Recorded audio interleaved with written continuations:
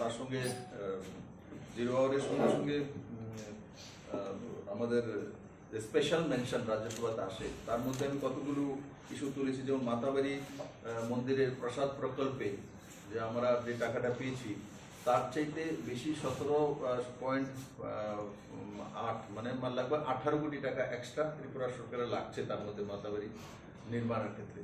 তো আমি মাননীয় মন্ত্রীকে অনুরোধ করেছি যে এই 18 কোটি টাকা যেন সেন্ট্রাল গভর্নমেন্ট বেয়ার করে সেন্ট্রাল মিনিস্ট্রির মাধ্যমে।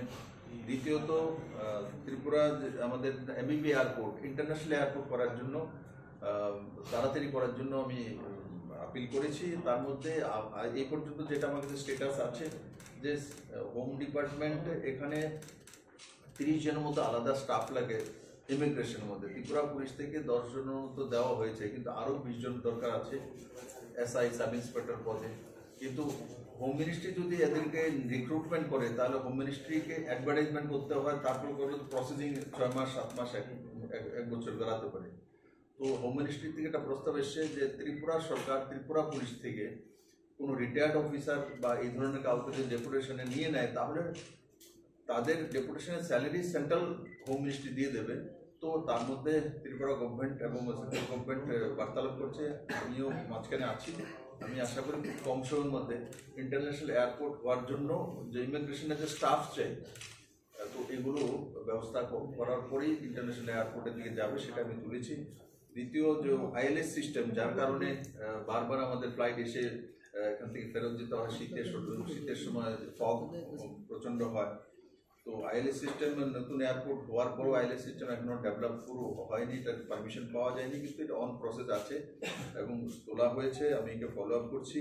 আমি আশা করি খুব কম সময়ের মধ্যে আইএলএস সিস্টেম হয়ে গেলে যে ফ্লাইটগুলো এখানে আসতে পারে না, যে প্যাসেঞ্জাররা ঘুরে আবার চলে যেতে, প্রচুর টাকা পয়সার লোকসান হয়, সময়ের লোকসান হয়, মানুষের কাজকর্মের ক্ষতি হয়। তো সেটা আম আদমির সঙ্গে যুক্ত বিষয়, এইগুলো আমি তুলেছি। আমি আশা করি খুব কম সময়ের মধ্যে এই দুটোটারই সমাধান হবে। আর এমনিতে বিল ছিল, বিল বিশেষ করে 2টা বড় বিল যেটা ভারতবর্ষের প্রত্যেকটা কোনায় কোনায় মানুষ জানে।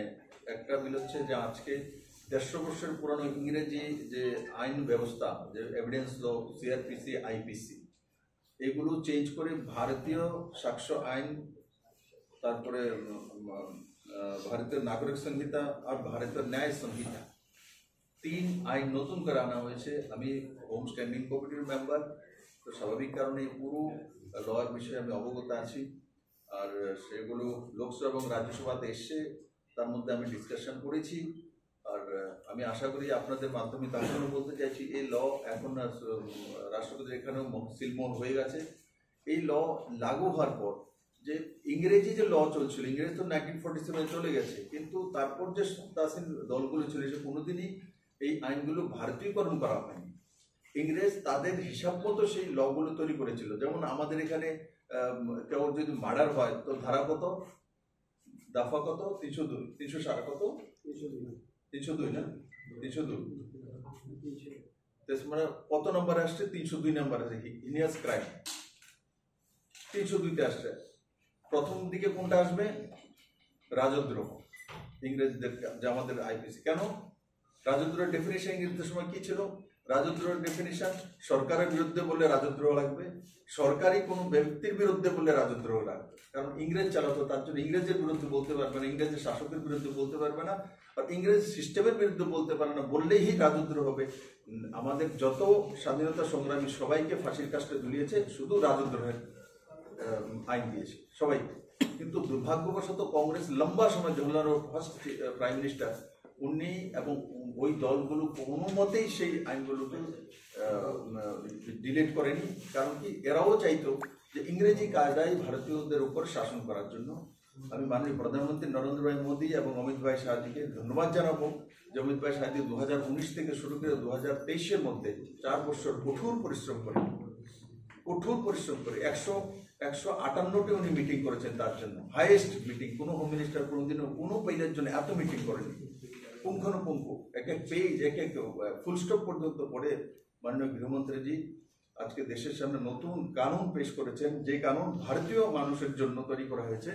এই কানুনের মধ্যে রাজদ্রোহ, এখন যেটা আগে ইংরেজদের আইনের মধ্যে যেটা ছিল যে রাজদ্রোহ সরকারের বিরুদ্ধে বললেই রাজদ্রোহ হয়ে যাবে।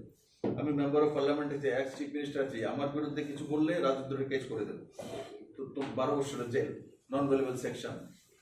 ভাই ডেমোক্রেসি আমরা বলি সবাইকে সবার বিরুদ্ধে কথা বলার সমালোচনার অধিকার আছে, তো কাউকে ফাঁসাতে হলে সঙ্গে সঙ্গে এই ধারাতে লাগালে তুলে নেওয়া হবে। কিন্তু আজকে রাজদ্রোহ আছে, আমরাও রেখেছি রাজদ্রোহের কেস, কিন্তু রাজদ্রোহের কেস কি তারা রেখেছি?